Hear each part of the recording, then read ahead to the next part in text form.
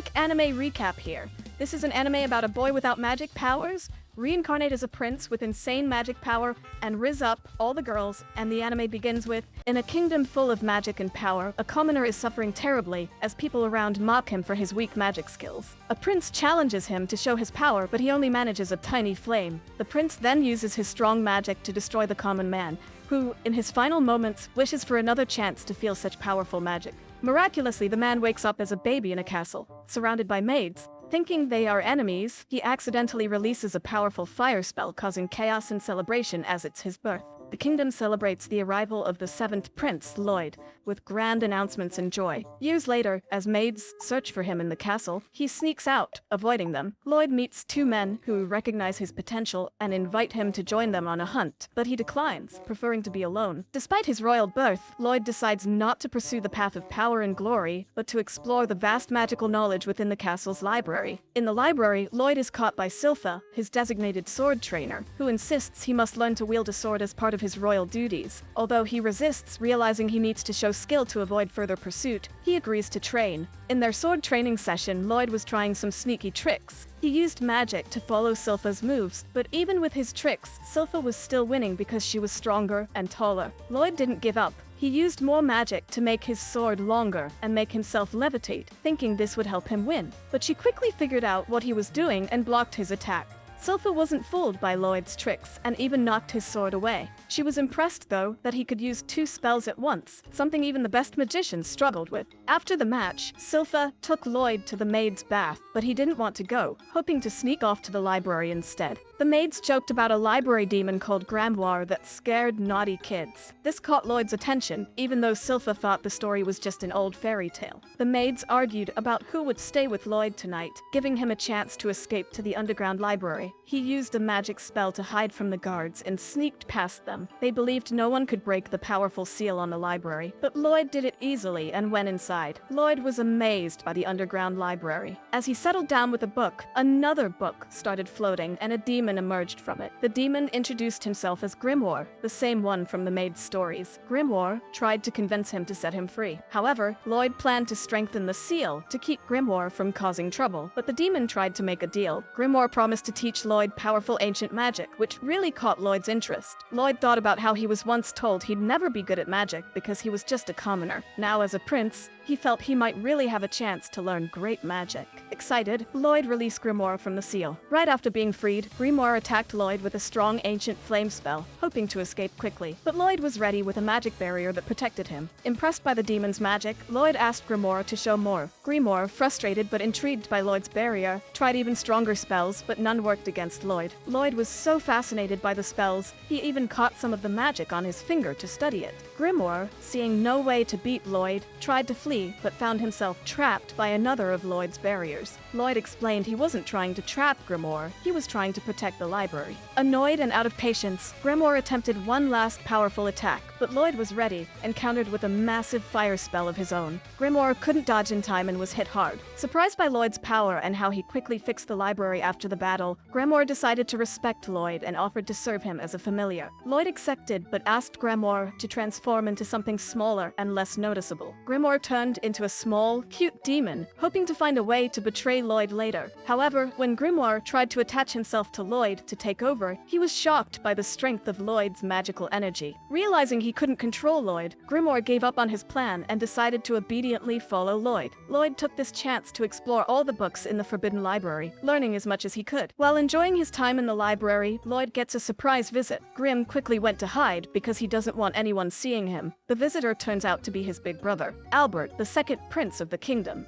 They go to the shooting range for some practice. Albert is praised for his accurate fire spell on a target, but Lloyd doesn't want to stand out because he doesn't care about the fight for the throne. So when it's his turn, Lloyd purposely misses the targets, making the nobles think less of him. Afterward, Albert takes a break, leaving Lloyd alone at the range. Excited, Lloyd wants to try new magic spells, like the double incantation that Grim used. However, Grim says it's impossible for humans because it requires growing a second mouth, something only demons can do. But Lloyd comes up with a wild idea to absorb Grimm and grow a second mouth on his hand. Shocked, Grimm just goes along with it, unsure of what to expect from Lloyd's crazy ideas. They start casting spells together, but it quickly becomes too much for Grimm, who isn't used to stacking so many spells at once. Lloyd takes over completely, using both his own and Grimm's mouth to cast spells. The result is a massive blast that creates a hole in the sky, visible all the way from the town. Meanwhile, Albert isn't fooled by Lloyd's behavior at the shooting range. Knowing Lloyd is a prodigy who might become a grand sage one day, he genuinely wants to support his little brother, even if the nobles doubt Lloyd's potential. The next day, rumors about the mysterious hole in the sky spread across the kingdom, but Lloyd is more interested in news about an A-ranked adventurer party that cleared a difficult dungeon and looted some magical items. Eager to try it himself, Lloyd thinks about sneaking out of the castle. To cover his escape, Lloyd creates a wooden copy of himself from an acorn and casts a spell on it. However, he is skeptical this copy can fool anyone, especially Silfa, who is very observant about Lloyd. Nonetheless, Lloyd has a plan and leaves the castle undetected, asking Grimm to keep an eye on things and maintain their communication. Though he can't help feeling uneasy about how easily Lloyd can rip his soul from his body and put it inside the wooden copy, then he took his body and reabsorbed it into his hand so they could maintain communication. With Lloyd out of the castle, he feels free to have as much fun as he wants, but he forgets he's still on speakerphone. Lloyd ignores Grimm's evil laugh and tells Grimm he's counting on him to keep things quiet back home. Grimm is moved by Lloyd's trust and starts to cry. Lloyd asks if he's okay, and Grimm just tells him to hurry back when he's done having fun. Lloyd then realizes he doesn't know where any dungeons are. While trying to decide what to do next, he sees a girl being chased by a bunch of orcs. The girl is super fast. She spins around and drop kicks one orc so hard she has to pull herself out of its body. Then she jumps at two more orcs, knocking them out with one hit each. When another orc sneaks up behind her, she flips and sends it flying into the sky. Grimm tells Lloyd that she must be a martial artist. Lloyd is curious about her because he knows she uses a special energy called chi, which is different from magic. After she beats the orcs, the girl looks up at the mountain where Lloyd is hiding. She thinks he's an enemy because he hasn't shown himself. Lloyd panics a little as she runs up the mountain towards him. Quickly, he changes his appearance with magic, turning himself into an older adventurer named Robert. When the girl sees him, she's totally amazed and introduces herself as Tao, a B-ranked adventurer. Tao has never had a boyfriend and thinks Lloyd is perfect. She insists on joining him to explore a dungeon. Inside the dungeon, Tao fights monsters impressively, but Lloyd is more interested in studying the stones on the ground. They talk about why Tao adventures alone. She tells him it's hard to find good teammates, especially hot guys. They share a meal, and Lloyd asks about the chi techniques she used. Tao is surprised he knows about chi since it's different from magic and involves special breathing to enhance physical abilities. Lloyd tries to copy her chi techniques and starts to feel the energy, but it's so strong that he almost hurts himself. Tao warns him it's dangerous without proper training, but Lloyd is too curious to stop. Tao agrees to teach him more about chi. As they finish defeating the dungeon boss with a powerful chi blast from Tao, a treasure chest appears. Tao feels even more drawn to Lloyd because of his quick learning. But as they approach the chest, a surprise attack from the dungeon's hidden boss, Lich, targets them. Lloyd quickly pulls Tao out of the way, excited to face this new challenge. Tao quickly pretends the Lich is no big deal. She insists that Lloyd should leave the dungeon while she handles the fight, but Lloyd wants to stay and watch. She sends Lloyd flying out of the dungeon with her chi technique, thinking it's too dangerous for him to stay. Lloyd, while still airborne from Tao's push, is disappointed because he wanted to learn more. He stops himself mid-air, killing two innocent goblins. He reaches out to Grimm for advice. However, Grimm is unresponsive and only tells Lloyd to come home and save him. Tao is struggling. As she tries to retreat, the Lich speaks up, revealing he consumes the souls of adventurers to absorb their wisdom and skills. He dismisses Tao's chi techniques as mere low-level magic, but he's intrigued by Lloyd's quick reactions. Despite her predicament, Tao confronts the Lich, attacking his barrier with fury. She's fueled by years of dedicated chi training, frustrated by her sacrifices, including her lack of a personal life. Her powerful final blow seems to have an impact, but she exhausts her chi, leaving her defenseless. The Lich, still unharmed, belittles her efforts and uses a spell to crush her. Just then, Lloyd swoops in to save her. Lloyd quickly takes over, explaining he has little time and must end the fight swiftly. Tao, bewildered, watches Lloyd adopt a serious demeanor. Lloyd surprises everyone by using chi breathing techniques and an advanced air class spell called Full Sprint without an incantation. The Lich tries to attack, but Lloyd's barriers are impressively strong. Focused on mastering the blend of chi and mana, Lloyd intensifies his breathing to power up his spell. Misreading Lloyd's actions, the Lich thinks he's winning and moves in for a final blow, but Lloyd is quick on his feet and dodges every attack. Tao watches in shock, realizing that Lloyd himself broke his barrier to allow more air in, aiming to enhance his chi technique. As he combines his chi and mana, creating a powerful new attack. He laughs wildly as he bombards the lich with a flurry of enhanced attacks. He taunts the lich, urging him not to give up because he's just getting started with his experiments. The lich is baffled, and when the lich raises his barrier in defense, it's futile. Lloyd's attack slices right through, defeating the lich. After the battle, Tao is disappointed by their loot, a seemingly ordinary old dagger, but Lloyd senses it's been infused with mana. Just then, the dungeon begins to collapse, a mechanic Tao explains happens after the boss is defeated and the treasure claimed. Lloyd quickly grabs the chest and they escape just in time. Outside, Tao compliments Lloyd's magical prowess but questions why he ended the fight with a chi technique. Was it to defend her honor against the lich's mockery? Lloyd casually mentions he did it just for fun. He then rushes off, remembering he needs to get home. Tao is determined to master the advanced chi technique Lloyd used, hoping to impress him the next time they meet. Back at home, Lloyd finds Grim in terrible shape. Silfa had taken the fake Lloyd for intense training, questioning why Lloyd has gotten so weak. Lloyd shows Grim the dagger, explaining it's a real treasure, bathed in mana essence. Lloyd demonstrates the dagger's true value by placing it in hot water and scraping it, revealing the mana essence, a rare material used for enchanting weapons. The ingredients of mana essence, oil, silver, and hematite made from powdering a monster's core, are rare, but Lloyd realizes they can synthesize the hematite using resources from the dungeon chest he brought home. After receiving some silver coins from his father, Lloyd and Grim head to their hideout and melt the silver. Then, Lloyd makes a playful bet with Silfa. If he can land an attack on her, she will give him some oil. Using his magic to immobilize her, Lloyd nearly wins, but Silfa manages to evade him at the last moment and wins the fight. Still, she kindly gives him the oil, impressed by his improvement. Grim, still upset from a previous encounter with Silfa, is salty that Silfa managed to beat him. Silfa curiously asks what Lloyd is cooking with the oil, but Lloyd just leaves and says, "Let me cook."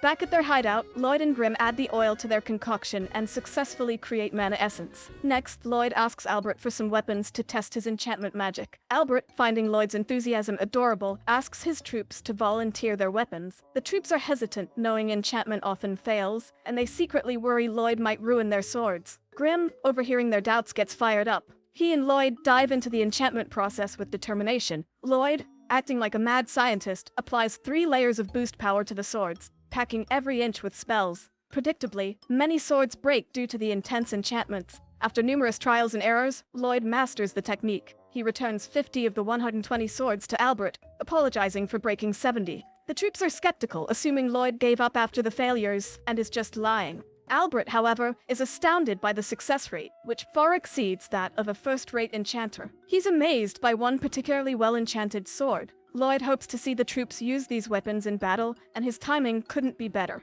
Albert reveals they're about to go on a monster hunt.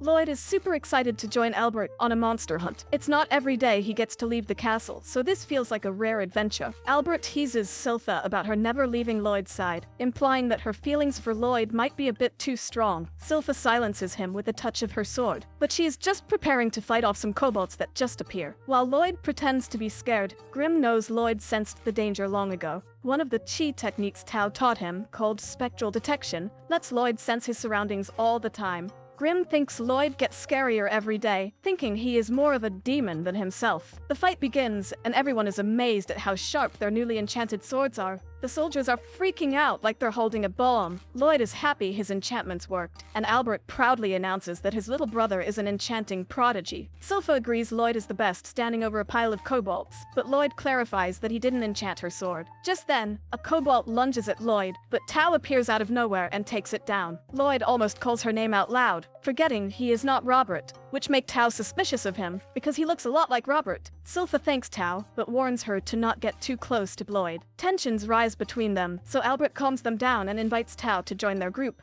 That night, Tao is shocked to learn Albert is a prince. Lloyd, hiding nearby, realizes Tao's proficiency with chi makes her very sensitive. He was using spectral detection, and that's how she found him. Lloyd decides to hide in his tent, but Silfa is already there, changing. Lloyd insists he doesn't need her protection, but Silfa disagrees, not liking how the new girl is chasing after him. Tao barges in at the wrong time, and the argument escalates. So Lloyd uses the moment to escape. Albert jokes that Lloyd is a lady killer, but warns that relationships are complicated. The girls notice the soldiers watching them too closely and knock them all out. Lloyd understands Albert's message now. Tao explains she was hired to clean up an old shrine nearby, which Silfa tells her to hurry up and leave. They almost start arguing, but Albert steps in, noting Tao's danger-sensing ability is really helpful. He asks her to be their lookout for the night. Tao points out they won't need one because the monster is already here. The monster is a terrifying bear wolf. The bear wolf charges, and Lloyd gasps at how fast it is for its size. He tries talking to Grimm, but Grimm is distracted, his eyes fixed on the shrine. Tao uses her chi blast, but the bear wolf just won't go down. Albert, fed up, draws his sword and chants an incantation, unleashing a powerful fire attack, cooking the monster. Everyone is amazed, but Albert explains his attack was only possible because of Lloyd's enchantment on his sword. Lloyd grins, thinking about how his extra boost worked. Grimm, though, looks worried and reveals there's a demon sealed in the shrine Tao mentioned. Suddenly, the bear wolf starts moving again. More monsters appear, and an angry voice echoes. It's the demon Pazuzu, upset they hurt his minion. All the minions are easy to slice, but they heal instantly. Albert almost gets attacked by a monster, but Tao comes in just in time. Lloyd wonders if Grimm knows this demon, but Grimm shakes his head, explaining Pazuzu uses his mana transmutation to control the monsters, making them think he's their master. His mana strings control and heal them. Grimm warns that if they don't take Pazuzu down, things will get really bad. But Lloyd, obsessed with everything magic, wants Grimm to teach him mana transmutation. Meanwhile, Silfa wishes Tao would hurry up and do something, but Tao points out Silfa isn't helping either. Grimm tells Lloyd this isn't the time to learn, but Lloyd insists they'll be fine and demands Grimm teach him. Watching the battle, Pazuzu notes that while some opponents have skill, most survive because of their weapons. He spots Lloyd and taunts him, saying he's hiding like a scared baby. Silfa's face flushes with anger as Pazuzu laughs, saying it must be hard to take care of someone as pathetic as Lloyd. Tao suddenly senses powerful energy from Silfa. She is not happy that Pazuzu is trash-talking about his beloved Lloyd. Silfa fires back, saying the minions smell terrible, and Pazuzu's breath is even worse. She decides to end his life because he is affecting Lloyd's fresh air. But Pazuzu laughs, saying he supplies the minions with mana, so they keep regenerating, and demons never run out of mana. Albert worries when the demon attacks Silfa, but when the smoke cleared, he sees she cuts off all the monster's feet. Because of this, the minions stop moving and regenerate slower because the demon focuses his mana on healing its bear wolf.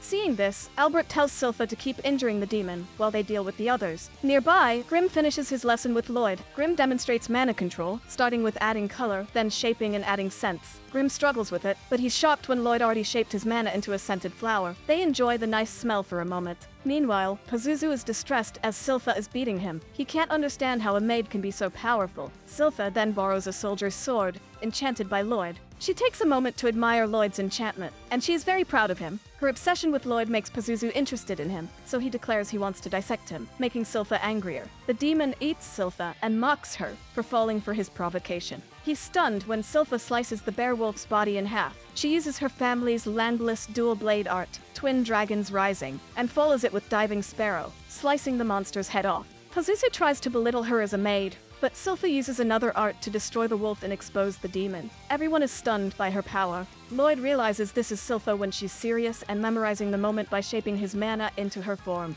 Silfa is disgusted by the demon trying to hurt Lloyd and declares the only thing he's fit to touch is her blade. Silfa tells the demon to surrender, but she is shocked when he begins to breathe out purple smoke. While the others finish off the demon's minions, Albert knows it's not over and they need to back up Silfa. Suddenly, everyone collapses because of the demon's purple breath.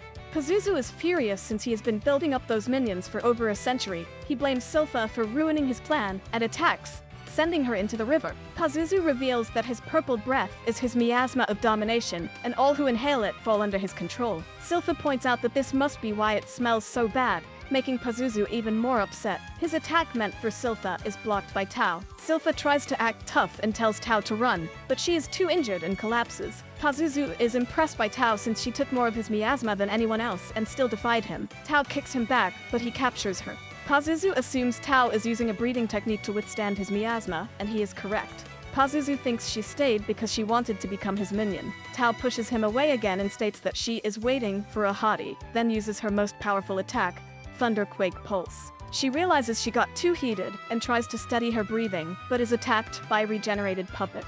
Pazuzu gets tired of talking and uses his maximum domination miasma, thinking Tao will surely be under his control now. Tao realizes the hottie she mentioned is closer than she thought. She reveals that the hottest guy is coming to destroy Pazuzu, but he interrupts her and yobbles her up. Pazuzu then turns his attention to Silfa, planning to make her his minion and do some sus thing to her. Pazuzu reveals he eliminated his minion's parents and used his miasma to trick them, which Lloyd says Pazuzu is awful. Pazuzu is shocked when he sees Lloyd moving in his miasma and demands to know how it's possible. Lloyd doesn't know. Pazuzu is even more shocked when he realizes Grimm is a demon siding with humans. Pazuzu insults Grimm and orders his minions to attack. Lloyd gets excited to test his new magic. Lloyd visualizes something gentle and warm, and all the minions snap out of Pazuzu's control. Pazuzu is shocked. Lloyd has one of the bear wolves spit out Tao, glad to see she is okay. Pazuzu tries to control his minions again, but Grimm points out it's too late. The bear wolves remember Pazuzu eliminated their parents and attack him in a pack. But Pazuzu shows he's still a powerful demon and punishes the bear wolves for attacking him. He doesn't regret eliminating their parents and calls them worthless. Pazuzu is really upset and says that no matter what kind of spells Lloyd uses, they will be ineffective against a demon. He declares he will show his true power. Lloyd, excited like a crazy kid, is thrilled to unleash his power on Pazuzu. Pazuzu is horrified by the dark power emanating from Lloyd's body. Grimm points out that this is why Pazuzu's mana never affected Lloyd. Both Pazuzu and Grimm are demons, but their mana can't compare to Lloyd's power. Lloyd, a little psycho as always, is happy to test all the spells he's been wanting to try on the demon. Pazuzu is shocked when Lloyd tries to put a barrier around him. He realizes Lloyd just sees him as a test subject and is trying to put him in a cage. Pazuzu tries to run away, and Grimm doesn't blame him since he would do the same thing. Grimm watches in amazement and wonders how many spells Lloyd can cast at once. Lloyd explains he can cast around 20, but teams up with Grimm to cast even more. Life gets harder for Pazuzu as he must dodge more barriers. Pazuzu compliments himself for dodging so much, but is soon caught by Lloyd's spatial spell called Dimensional Enclosure. Pazuzu begs to be let go, offering to raise Lloyd's standing when he takes over the world, but Lloyd refuses. He tells Pazuzu he has done terrible things to the bear wolves and recites a crazy incantation. He estimates he's activating 240 spells per minute.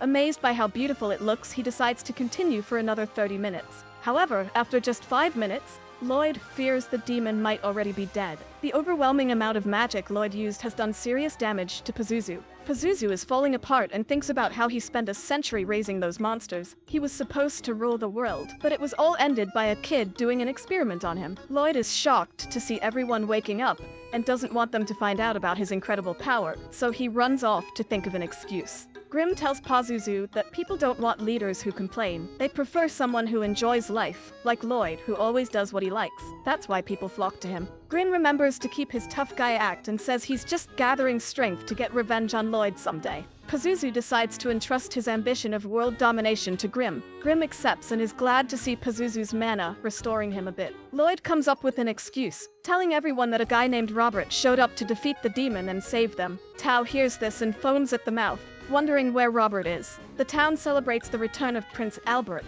They think Lloyd is cute, but doesn't compare to the great Albert, which upsets Silfa. The king is pleased with Albert and wonders about the two adventurers who helped. Albert explains that Robert was never seen, but we see Tao realizing she was wearing Lloyd's poncho. Lloyd tricked her into leaving by saying Robert was nearby. The king is very interested in Robert, but Albert shockingly explains that Lloyd contributed the most to the hunt with his enchanted weapons. Albert thinks Lloyd should be considered part of the royal succession. The king points out this would create another rival for Albert, but Albert believes the throne should go to the worthiest, even if it's not him. The king is excited and asks Lloyd if he will join the struggle for the throne. Everyone is in awe, but Lloyd calmly declines. Outside, Lloyd runs around with a stick, and a bear wolf jumps out to play with him. The bear wolf followed them home, and Lloyd thinks it's cute and fluffy. Grimm gets jealous and fluffs himself up, trying to get the same reaction. Silfa arrives and sees how much the bear wolf likes Lloyd. Lloyd hides Grimm inside its fur, naming the bear wolf Shiro and wanting to teach it stuff. Grimm is amazed by Lloyd, who turned down a chance at the throne so casually. Lloyd always cares about magic and is a true magic maniac. The king watches nearby and is excited to see what Lloyd's future holds. Lloyd has taught Shiro some simple commands, which Shiro learns easily. But when Lloyd starts giving Shiro complex commands, Shiro gets confused and starts breakdancing. They wonder who could help them and think of someone. Rizz, Lloyd's sister and the 6th princess of the kingdom. She is a monster expert and has tamed all kinds of monsters. When Rizz notices Lloyd, she excitedly hugs him and even gives him a kiss on the mouth, which makes her maid Eris scold her. Rizz explains she just can't help herself. She quickly bonds with Shiro, but she seems a bit childish, making Silfa doubt if she can help. Lloyd wants to give her a chance and asks to see one of her monsters. He is shocked when she reveals she already called one of her monsters, Liru. Lloyd can't believe this monster slipped past his presence detection, and he has no clue when Rizz issued the command. Liru sneaks up behind them and even takes Silfa's headband. Rizz clearly gave it some complex orders without showing any indication, which excites Lloyd. He begs Rizz to teach him how to do it. She confidently explains that the key to speaking to monsters is love. She declares that love helps her understand any monster and demonstrates by commanding her monsters to give everyone love. However, the monsters go a bit overboard. Silfa is shocked to see Lloyd taking an interest in love, imagining him asking her to teach him more about love. In reality, Lloyd realizes what Rizz was talking about. He was trying to issue orders to Shiro, but his sister wasn't giving her animals any commands. Instead, she was sharing her will. She subconsciously connects to animals with mana, giving them a direct vision of what she wants. Lloyd decides to try sharing a mental image of his will instead of issuing orders in words. Lloyd does just that, and everyone is amazed when Shiro does the trick Lloyd was trying to teach him. Lloyd celebrates with Shiro, and Eris determines that he must be really gifted, as the technique he used is exactly how monster tamers share their will. Rizz is upset, pointing out that it's supposed to be love, not complicated sharing will stuff. Lloyd explains that love actually plays a huge role in the technique, saying there is different type of love, which makes everyone fall in love with him. Lloyd is glad he finally figured out how to connect with monsters. Silfa declares it's time he put that much effort into his sword training. Luckily for Lloyd, Albert appears, needing to speak with him. Albert explains he wants to introduce him to someone. Lloyd's older brother, the fourth prince named Dian, heard that Lloyd enchanted Albert's sword, but he finds it hard to believe. So, he decides to see if Lloyd is lying. Albert explains that Dian studied smithing abroad and is interested in enchanting weapons. Dian has everything ready to test Lloyd's enchanting ability. When Lloyd finishes, Dian is stunned. Even an amateur can tell that Lloyd's technique is unique. Dian's skepticism turns to excitement. He realizes Lloyd might help him achieve his dream of creating the ultimate spellbound sword. Normal enchanted weapons can't compare to his vision. Dian wants to engrave spells onto the weapon while forging the steel, allowing for advanced magic. His goal is to make their country one where everyone can use magic by wielding spellbound swords. Lloyd is interested and agrees to help. Dian wants to make a sword that shoots fire when swung. However, the steel shatters when the spell is applied. Lloyd tries to brainstorm solutions, but the steel keeps breaking. Lloyd feels bad for wasting so much mana essence but can't figure out what's wrong. Grimm notices that the mana essence Dian brought is cheap and lacks hematite, which is essential for enchanting spellbound swords. Hematite is made from monster cores and is rare. Dian doesn't have any. Silfa suggests they go to a dungeon. Lloyd points out that a prince like him isn't allowed, but Silfa explains that the king changed his mind after the monster hunt incident. He now thinks Lloyd should broaden his horizons by seeing the wider world. They head to the Adventurers Guild for Lloyd to register as an adventurer.